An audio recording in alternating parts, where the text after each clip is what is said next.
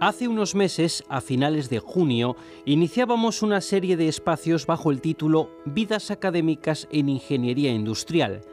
Pretendía rescatar del anonimato a los grandes profesores de nuestras escuelas de ingenieros industriales que han destacado por sus conocimientos, producción científica y capacidad investigadora. Ilustres personalidades que han influido en sus respectivos centros académicos y en las siguientes generaciones de profesorado. Hoy retomamos esa serie con Juan José Escala Staleya, profesor emérito de la Escuela de Ingenieros Industriales de la Universidad Politécnica de Madrid, dentro del Departamento de Física Aplicada a la Ingeniería Industrial. Desde el año 60 hasta su jubilación fue catedrático de Mecánica Fundamental. Generaciones de nuevos ingenieros recibieron sus clases magistrales.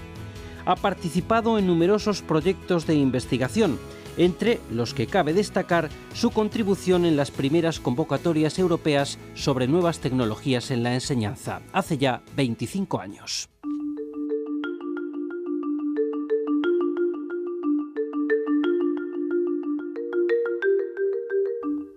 También licenciado en informática, Juan José Escala accedió por oposición al Cuerpo de Ingenieros Industriales al servicio de la Hacienda Pública. Entre otros destinos, ocupó cargos de responsabilidad en el Servicio Central de Informática de la Presidencia del Gobierno. Autor de un gran número de artículos, conferencias, comunicaciones y ponencias presentadas en congresos nacionales e internacionales, el profesor Escala ha publicado una veintena de libros dedicados a campos como la mecánica matemática, informática e historia de la ciencia, destacando su colección sobre análisis vectorial.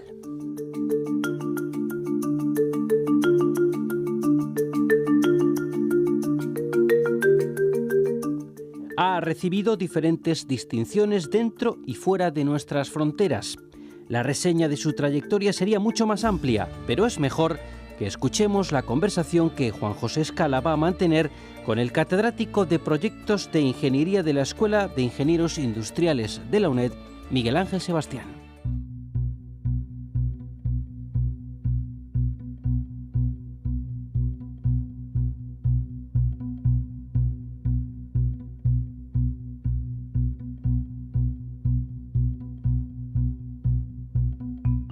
En el programa de hoy de Vidas Académicas en Ingeniería Industrial tenemos el privilegio de contar con la presencia de don Juan José Escala Staleya, que constituye una referencia importante para el profesorado de las escuelas de ingenieros industriales desde la segunda mitad del siglo XX hasta nuestros días.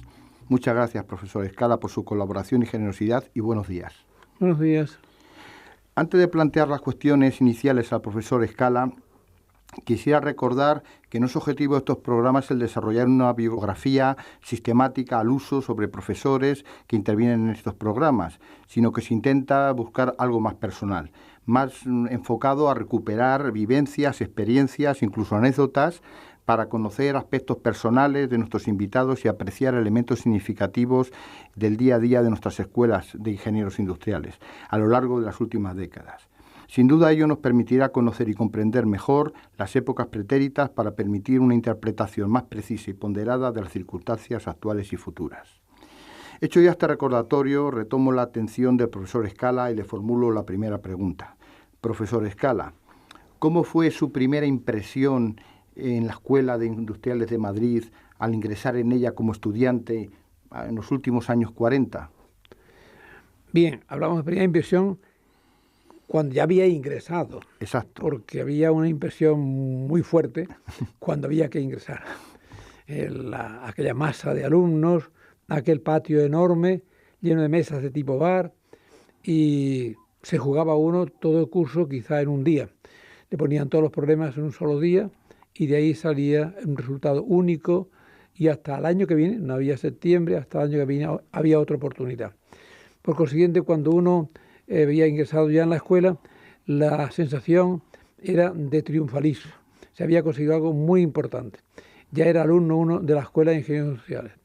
Estaba uno dentro de la casa. Y entonces se la miraba en primer lugar con mucho cariño, porque era como una especie de territorio conquistado, con un esfuerzo muy importante. Y la escuela en aquel momento era lo que es ahora la patio de la escuela, con la máquina, la clásica máquina de vapor en el centro, y el pasillo que hay entrando a la izquierda, porque la otra mitad del edificio estaba ocupado en gran parte por el cuartel de la Guardia Civil, que entonces existía en la escuela. El museo sigue ocupando sus mismas zonas que hoy, y la sensación entonces era de que un poco se quería asimilar todo, entender todo, impregnarse de escuela, llenarse de escuela. Las primeras clases la primera creo que entré a clase fue el profesor Abollado. Al fondo del pasillo nos dieron las primeras clases. Se atendía, había un gran silencio, se atendía con intensidad y se deseaba sacar provecho de aquello porque tanto habíamos luchado, por aquella enseñanza, por aquella formación que allí nos iban a dar. Esa era la impresión primera. Es decir, un territorio nuevo, un territorio conquistado con gran esfuerzo nuestro personal y con gran esfuerzo económico de nuestros padres para muchos de nosotros, porque las academias, claro, eran academias de pago. Y entonces el gran deseo era sacar provecho máximo de aquello que habíamos hecho. En mi pregunta he interpretado, como muy bien me ha corregido el profesor Escala, la palabra ingreso en dos acepciones. Uno, entrar en la escuela y otro, superar el ingreso. Quiero recordar que el plan de estudios que se cursó constaba de ingreso y 6 años, o 6 cursos, con lo cual ahí venían las matizaciones y las precisiones del profesor Escala al haber confundido yo o haber dado pie a confusión entre ingreso e ingreso y examen de ingreso. En efecto, efectivamente eran 6 años, 6 cursos después del ingreso. Yo llegué a Madrid el año 46, en el curso 46-47, hice el ingreso en 2 años. El año 46-47 y 47-48. Y el 48 en octubre fue cuando empecé a entrar en la escuela como alumno. En estos 2 años de graduación, pues íbamos a una academia. Yo fui en este caso a la Academia Peñalver, en la calle Arenal, y lo que había que superar eran 2 grupos de matemáticas y 5 asignaturas complementarias. El primer grupo de matemáticas, no matemáticas solo, fundamentalmente matemáticas, pero había física, álgebra, había aritmética, creo recordar bien. Un grupo de matemáticas. Y el segundo tenía geometría y otras materias que no recuerdo, pero no cálculo infinitesimal, y que estaban ya dentro de la escuela con el profesor Puchadam. Y luego había 5 asignaturas complementarias, 2 dibujos, que se llamaba dibujo lineal y dibujo mano alzada. Y después 3 asignaturas de idiomas que eran inglés, francés y alemán, de las que se pedía traducción con diccionario. No había examen oral de idiomas, no más que traducción directa con diccionario. Y esto había que superarlo, y cuando se tenía todo eso, se ingresaba a la escuela. Ya.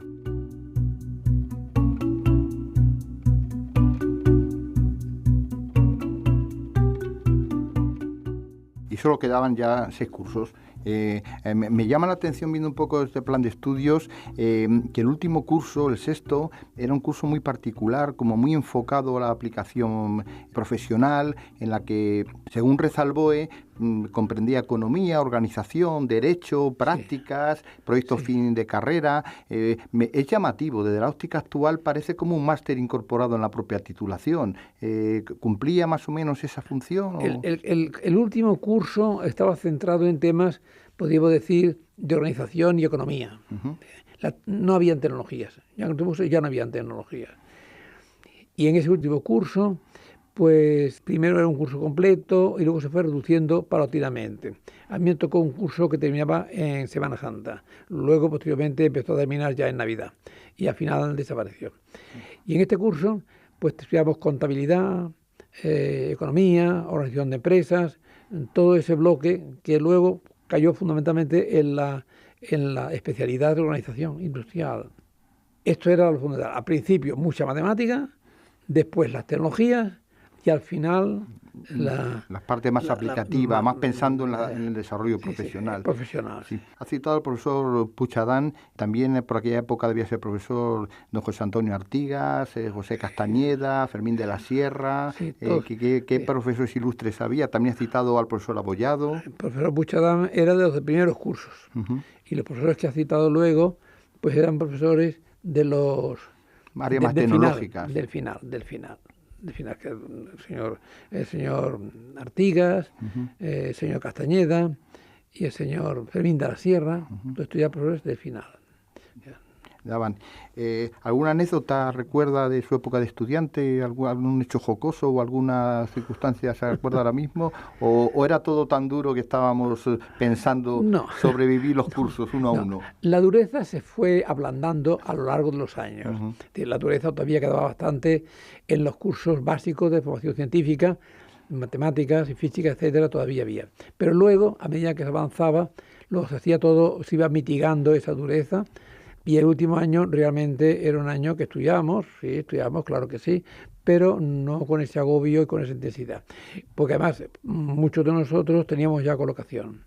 Y entonces la hacíamos compatible con la colocación. Claro, entonces que las empresas pues ya se entraban con condiciones, por ejemplo, de ir solo por las tardes, o condiciones de este tipo que nos permitirán continuar con los estudios. Entonces, anécdotas, pues muchas. La primera anécdota es que queríamos acabar. Queríamos acabar porque sabíamos que la colocación estaba garantizada. Es más, la teníamos ya. Muchos de nosotros la teníamos ya. Yo me coloqué en cuarto año de carrera. Me coloqué, me quedaban 2 todavía.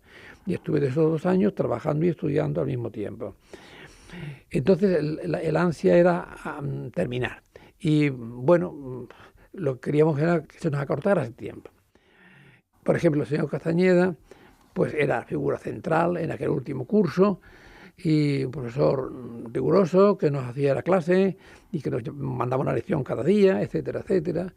Y entonces los alumnos ya teníamos un poco de confianza con él y insistíamos, don José, pero ¿por qué no se nos quita el 6º curso? En definitiva, si no... Y hacíamos notas, cuentas un poco engañosas. Por ejemplo, mire usted, tenemos tantas horas de clase que nos quedan. Si hacemos un plan de 6 horas de clase diarias... Las comprimimos. Las comprimimos y entonces él daba razones. Por ejemplo, decía, no, es que no puede ser así, porque una clase supone que la persona, entre tanto, tiene que comer, tiene que ir al campo, tiene que dormir, tiene que descansar. Si no, la enseñanza no se puede enlatar así. Bien. Pero seguíamos en nuestra existencia. Y ya al final de muchas discusiones, entonces, pero José, ¿pero por qué? ¿Qué razón hay? Y nos dijo, mire usted, el 6º punto hay que tenerlo por encima de todo, porque si no, empieza el desmadre en 5º. Claro. Entonces, él consideraba que... Era una frontera. Claro, que para mantener la seriedad mínima en 6º, hacía falta un 5º que servía de protección. Exactamente. El profesor Castañeda luego fue una pieza muy importante en la constitución de las facultades de económicas, concretamente la de la Complutense de Madrid. Lo había sido ya. Él había sido profesor de económicas y cuando se fundó... Sí, por eso fundador de alguna manera. Muchos ingenieros de ciencias económicas en un cursillo de 6 meses, un cursillo rápido, porque le hacían falta economistas. Y entonces hacían falta economistas para impartir enseñanza y para crear el núcleo. Y entonces muchos industriales en aquel momento hicieron un curso en la facultad y se hicieron economistas. Entonces él había sido ya profesor allí. Entonces la facultad, claro, suspendía mucho, porque en la facultad tenía un alumnado que carecía de la base matemática que teníamos en la escuela de ingenieros. Y eso les dificultaba a los alumnos seguir la enseñanza. No por una matemática, digamos, de tipo de que te hace citar cálculo, sino una matemática conceptual. Saber lo que es una derivada, lo que indica un crecimiento más rápido que, etcétera, etcétera. Todo esto contaba con alumnos que le entendían esas formas de hablar. Y en económicas lo encontraba menos. Yo me acuerdo precisamente cuando vine a la ciudad universitaria a hacer mis estudios que el actual edificio de Geografía e Historia, la Facultad de Geografía e Historia de la Complutense, que es alto para el epipédico, prismático, que se parece bastante al edificio de Galerías Preciados que había en la calle Preciados, el imaginario popular lo llamaba Galerías Castañeda. Sí, porque normalmente, no sé qué pasa, que los profesores maduros son los que generan era más célebre, era una célebre. De un enorme ingenio, sí, lo llamaban. Explicaba muy bien, muy claro, y tenía mucho ingenio. Entonces había que tener cuidado con sus salidas, que desconcertaban a veces un poco, ¿verdad?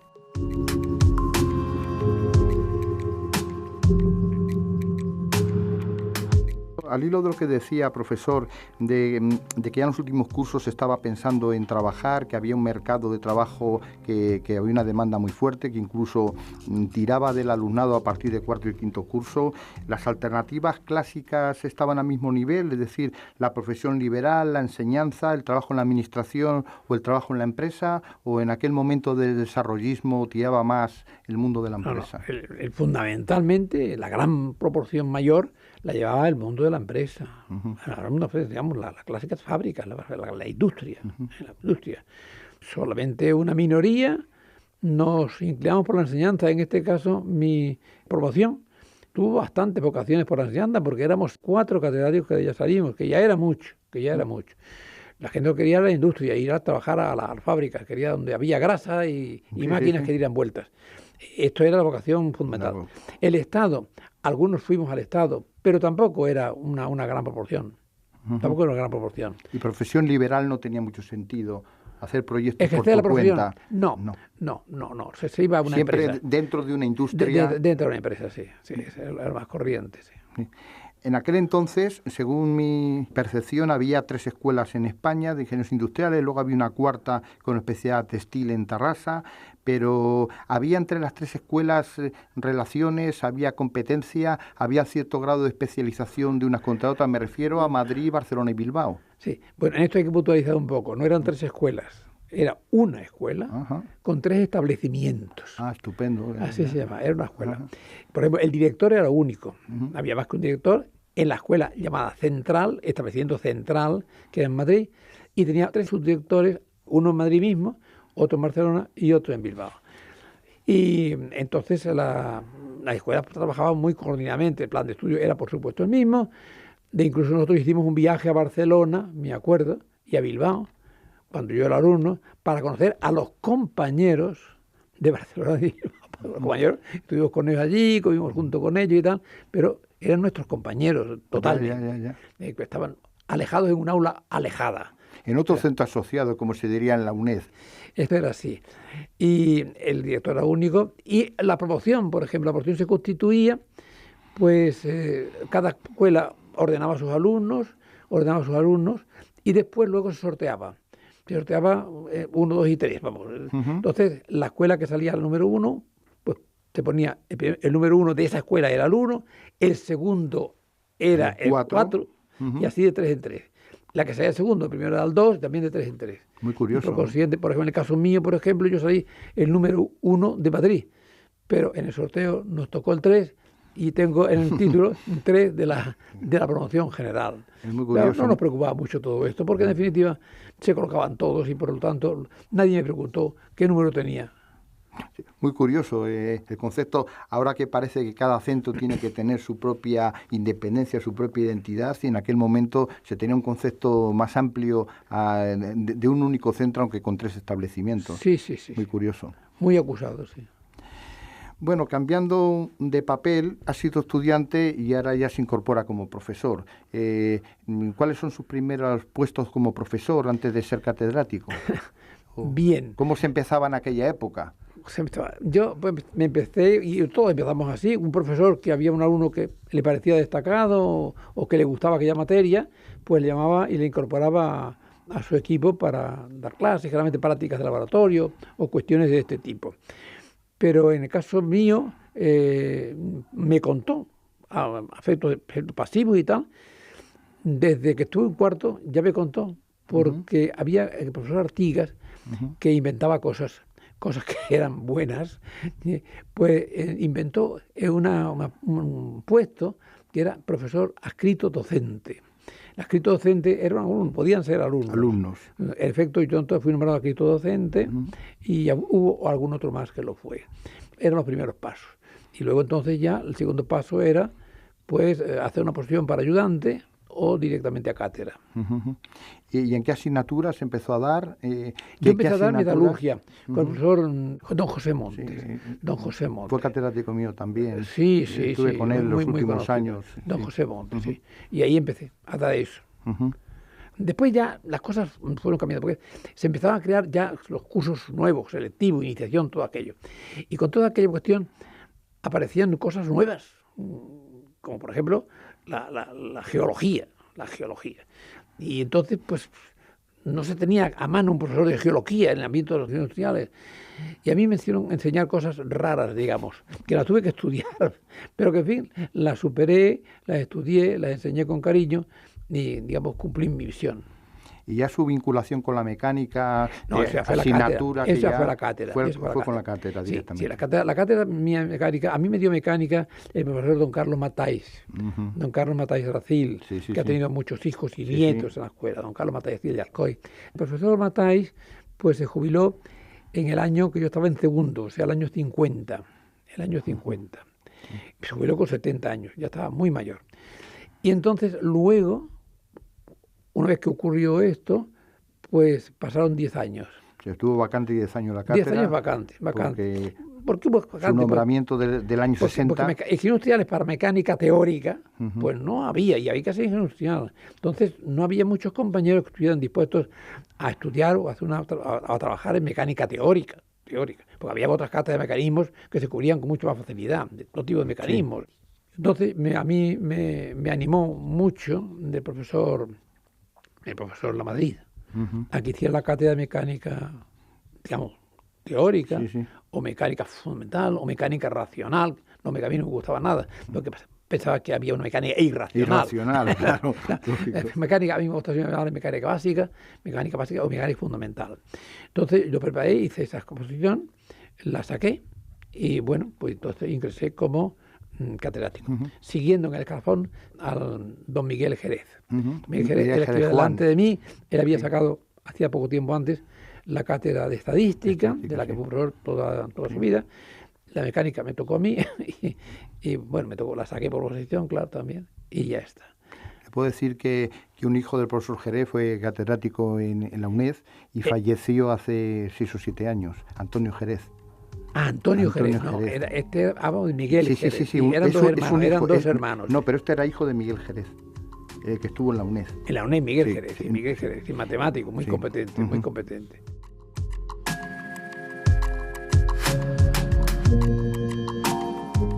Entonces, se puede decir, cuando lo animó el profesor Lamadrid era porque era director o subdirector, entonces era un cargo académico en la escuela, ¿no? En aquel momento creo que era subdirector. Se tomó una decisión un poco de centro. Sí, yo creo que era subdirector en aquel momento. Entonces, bien, ya está. Entonces, preparé esto. Yo ya había ingresado en el cuerpo de Hacienda. O sea, tenía la vida, digamos, resuelta. Era ingeniero al servicio de Hacienda Pública. Pero la enseñanza me tiraba de una forma violenta y entonces incontrolable. decidí hacerlo. Sí, de sus palabras y visto desde la óptica actual llama la atención un par de cosas. Una de ellas que se pueda ser catedrático sin haber sido ayudante, contratado, doctor, adjunto, titular, etcétera. Y la segunda que parece que ha dicho o ha sugerido que para ser catedrático en la Escuela de Industriales había que ser ingeniero industrial, aparte de doctor o cualquier otra cosa. No había trasvase. Aparte de doctor, no, porque no había doctorado. No había doctorado. Por consiguiente, era un cuerpo de catedráticos de escuelas técnicas. Ya. No era el cuerpo de catedráticos de universidad al que pertenecemos ahora. Actualmente. Sí, sino catedráticos de escuelas técnicas. ¿Y esos concursos de qué tipo eran? ¿De catedrático de escuelas técnicas entonces? Era oposición, no concurso, no, era oposición a nivel nacional, 4 ejercicios. Un poco parecidos a los de ahora, que tienen, ahora son 6, pero eran 4 ejercicios. Uno primero que era currículum, memoria, etcétera. El segundo fundamentalmente era docente, de explicar una lección.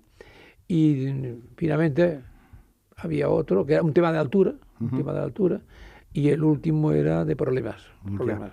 Ya, quizá haya que explicar un poco el tema, la diferencia que hay entre el docente y el tema altura, entiendo yo, porque en mi época también había algo parecido, que el docente es que de tu programa de la asignatura se insaculaba 3 o 5 temas y el concursante elegía uno, mientras que el tema de altura es que era el tribunal el que fijaba la lista de temas el mismo mecanismo. Del cual se sacaba por sorteo. Pero la diferencia es que un programa lo ponía el profesor y era el que iba luego a dar en sus clases, o sea, estaba pensado este programa al desarrollo docente y el otro eran como temas especiales de innovación tecnológica. Exactamente era el mismo mecanismo. Que fijaba por ese pasé yo. Sí, pero claro, el programa también se juzgaba, o sea, no se puede hacer el juego de un programa reducido o sencillito. El primer y segundo ejercicio van vinculados, porque si mejoras mucho, a lo mejor el programa desmerece en el primer ejercicio porque queda cojo, y si lo dificultas mucho y lo comes muy completo, te arriesgas a que en el segundo sea más difícil, más desfavorable el sorteo, ¿no? Tenía que ser un programa que fuera equilibrado, exponible y para que los alumnos pudieran comprenderlo. Se jugaba ese programa en cuanto a su valor pedagógico. Y el otro no, era un tema de altura, de temas avanzados. Relacionados con la plaza, pero que temas que no necesariamente tenías luego que exponer en clase. No iban a darse a los estudiantes. ¿Y el tribunal eran todos profesores? ¿Había algún miembro de la administración? No, eran profesores, eran catedráticos, todos catedráticos de escuelas técnicas. Sí. Me imagino que si fuéramos a la escuela de aquella época, el profesorado y la relación del profesorado con la escuela sería distinta que ahora. Yo creo que habría menos laboratorios, menos despachos, menos profesores, pero sin embargo eran profesores a lo mejor con otro caché o con otro nivel. En primer lugar, hay que decir de una forma gráfica que cuando yo ingresé en la escuela no había despacho de profesores en la escuela, había despacho de director, despacho subdirector, despacho secretario, pero no había profesores. Los profesores daban la clase y se iban a sus industrias, a su trabajo, etcétera. Y ya está, pues no había laboratorios. Bueno, había laboratorios de talleres, había algún taller que otro, sí había algún taller que llevaba un maestro y tal, pero no había maestro Enrique. El maestro Enrique Garrido. Que era una institución en la escuela, sí, el maestro Enrique, que llevaba tanto el de tecnología mecánica, máquinas y herramientas, como también automóviles. Exactamente. Incluso tenía capacidad en la escuela para dar carnet de conducir a los ingenieros. Yo me examiné en la escuela, era un hispano suizo. Un hispano suizo muy antiguo, que parecía un tanque. Y entonces era esto. Pero laboratorios mucho menos que hay ahora, por supuesto, no. Y la dedicación de profesores a la escuela era menor. Y tampoco podía ser de otra manera, porque no había dinero para eso, no se podía.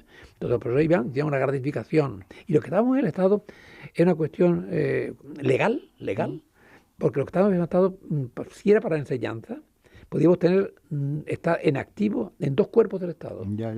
Pero con algunas condiciones. Por ejemplo, las pagas extraordinarias no se cobraban en la enseñanza. En el caso de tener otra ocupación. Esto es, no se cobraba en la enseñanza y se mantenía, nos pagaban con el sueldo de entrada en el escalafón mínimo. Es decir, no se ascendía. Mientras estuviera un cuerpo de Estado.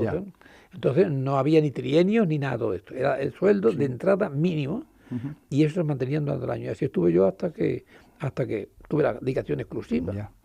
Y tan mínimo, porque aunque hay un proceso de inflación importante, en la orden de su nombramiento, publicada en el BOE del 14 de abril de 1960, establece que percibirá, a partir de la fecha de posesión, el sueldo anual de 28.320 pesetas, más una gratificación de 10.000 pesetas. Aunque evidentemente me ha cambiado mucho la vida desde el año 60 hasta ahora, 38.000 pesetas realmente para un catedrático de escuela técnica era un complemento más que un sueldo. Era impresión, reforzando su... En esta filosofía estaba concebido. Pues aquí tenemos que dejar por hoy este diálogo entre los profesores Escala y Sebastián. En el próximo programa seguiremos conociendo más detalles de la intensa trayectoria académica y profesional de Juan José Escala, profesor emérito de la Escuela de Ingenieros Industriales de la Universidad Politécnica de Madrid, que ha conversado con Miguel Ángel Sebastián, catedrático de la Escuela de Ingenieros Industriales de la UNED, en una nueva entrega de Vidas Académicas en Ingeniería Industrial.